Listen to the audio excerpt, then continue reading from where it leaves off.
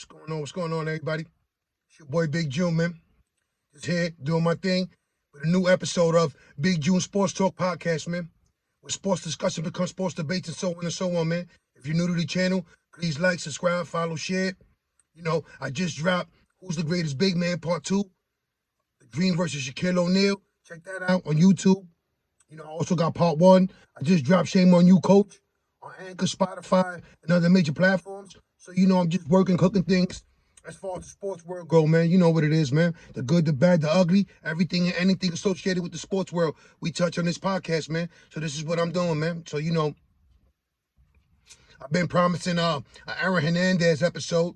So I'm here to fulfill that and, get into that. But before I do,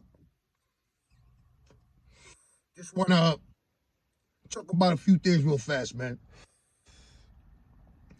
As far as football goes, man, tonight, it's a good Monday night matchup. You got the Buffalo Bills versus the New England Patriots with first place in the AFC East at stake. So, be on the lookout for that. And, just doing my thing, grinding. You can check out the Henry Ruggs, the email scandal, John Gruden on the channel. Just working, grinding, man. Be on the lookout for this new boxing episode I got on the horizon. As far as the Derek Jeter episode, I got that in the works too, man. As far as a lot of work, man, comes, be honest with you. And, be also on the lookout for the revolution of women's sports. I'm going to touch on that, and shout out to all the ladies for getting it done in the sports world. It is what it is, man. We celebrate and serenade everyone that's applauded, man. And, we giving out flowers, man. But, like I do a lot, man, we discuss the good, the bad, the ugly, man.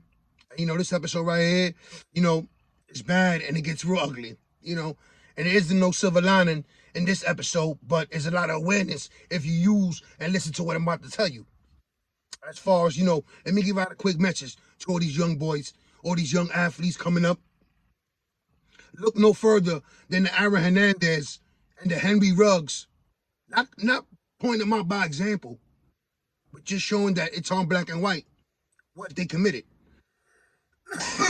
So, when you think it can't happen to you and your career couldn't be derailed and you're unstoppable, there's always a cell or a grave for you. And we shouldn't even associate those two words with sports, with this episode. But it is what it is. So, about to give you some of the info on Aaron Hernandez. And we're going to touch on a lot of things, man.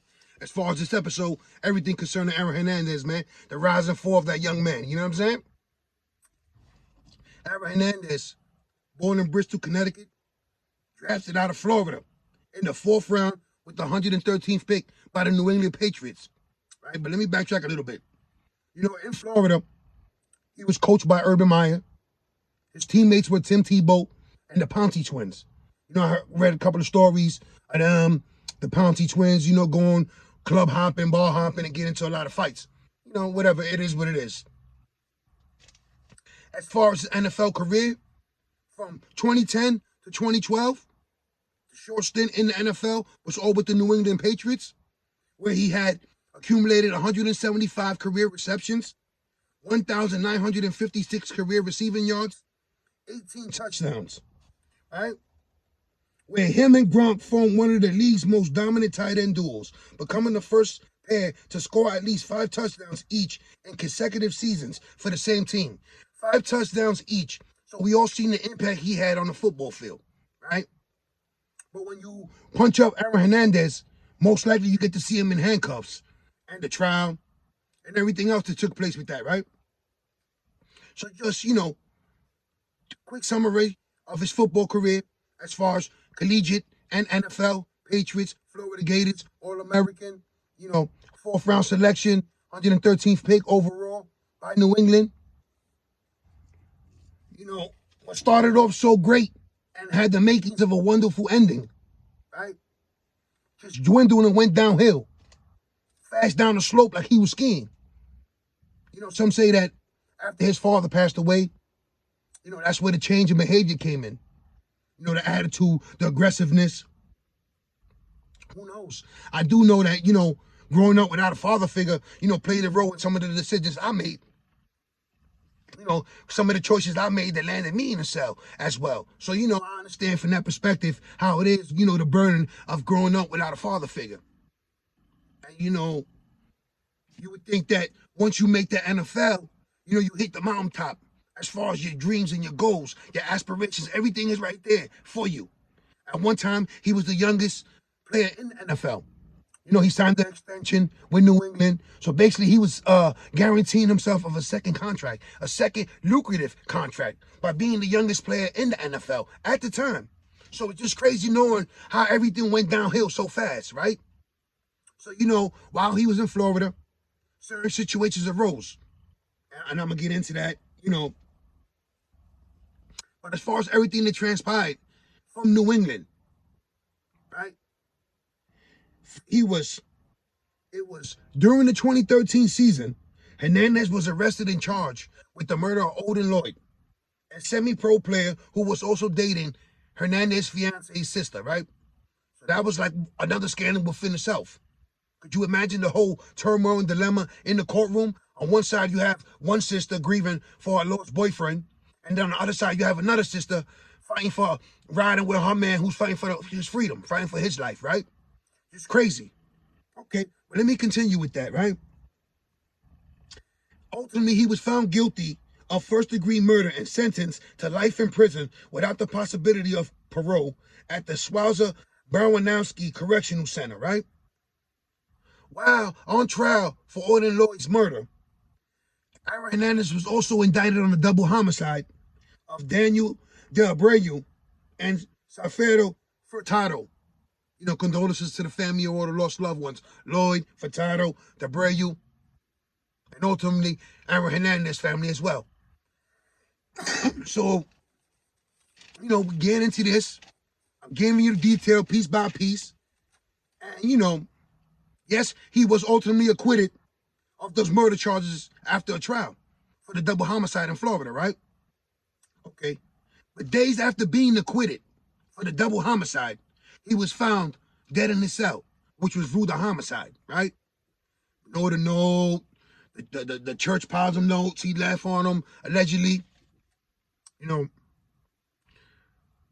What possesses a man to hang it up? Was there any madness to his theory leading to his ultimate suicide?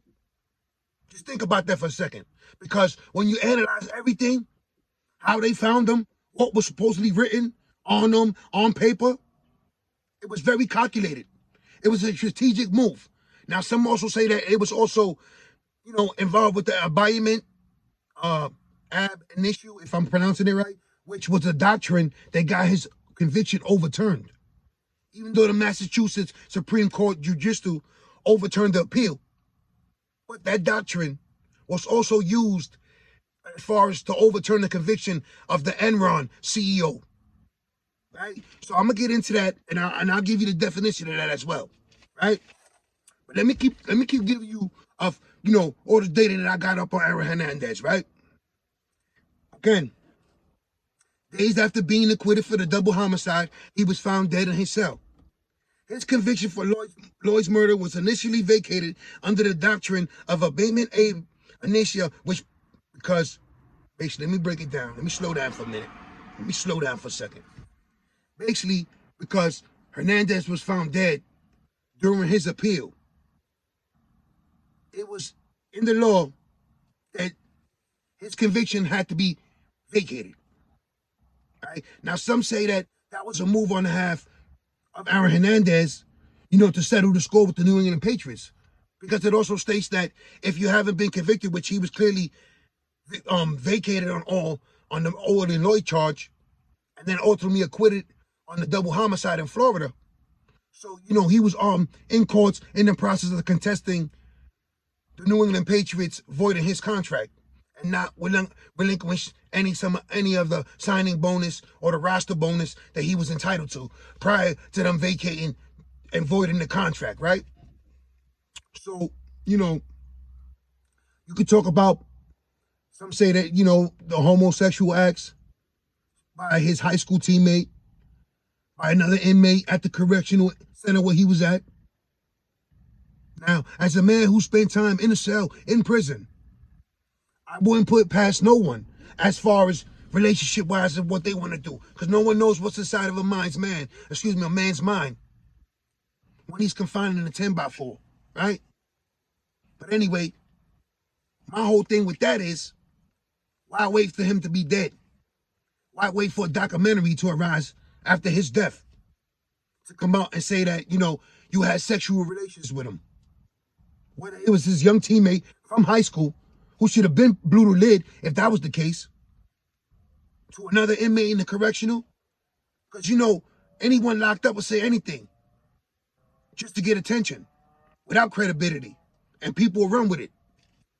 So could that be a case as far as his stature and him being a high-profile inmate? His stature as a former NFL player? That all could be taken into consideration when you think about that. Now, again, I'm not saying it's not possible. Because, again, I'm not going to, stand any man that I don't know of. And I don't know Aaron Hernandez. So I don't know what he was thinking or what he was doing. While he portrayed himself as to be a heterosexual man. Yes, he has. And, again, a lot of people will question the people coming out with them allegations. Why wait for the last minute? Why wait till he's dead? I get all that. But, let's go back to the trial of Oyden Lloyd. Condolences to the family. But let's just take a step back real fast to the Oyden Lloyd. How they put two sisters against each other, right? Because I mentioned earlier, you're on one side, you got Oyden Lloyd's girlfriend, which is Aaron Hernandez's fiance's sister. And they both stood by their man's side during the trial, right? Now, I don't know what's their relationship like today, but could you imagine the strain they had on it during that trial? I mean, through any family function, the parents divided.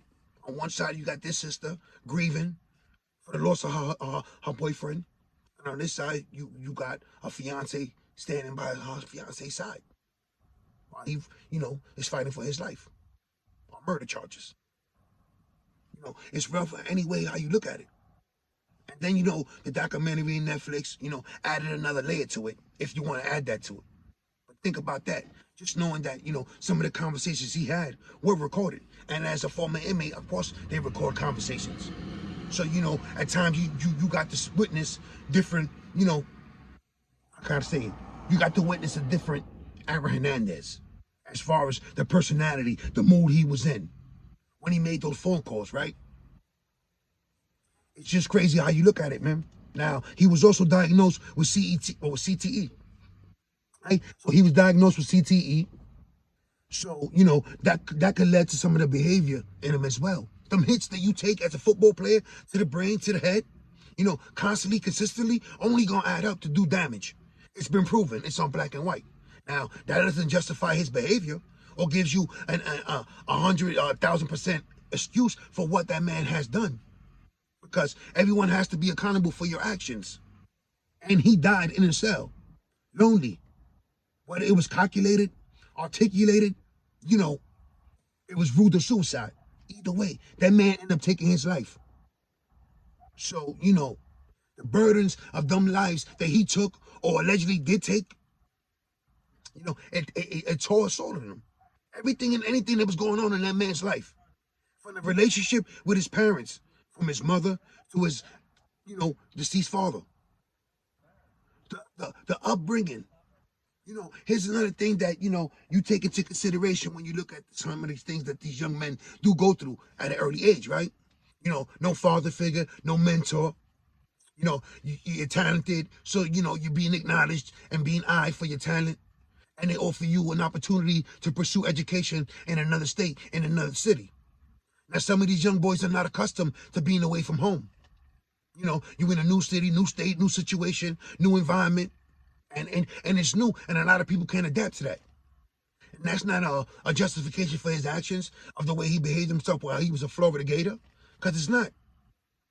But, it is what it is, man. And you got to take everything into consideration before you doom, before you persecute, before you ultimately judge a person, right?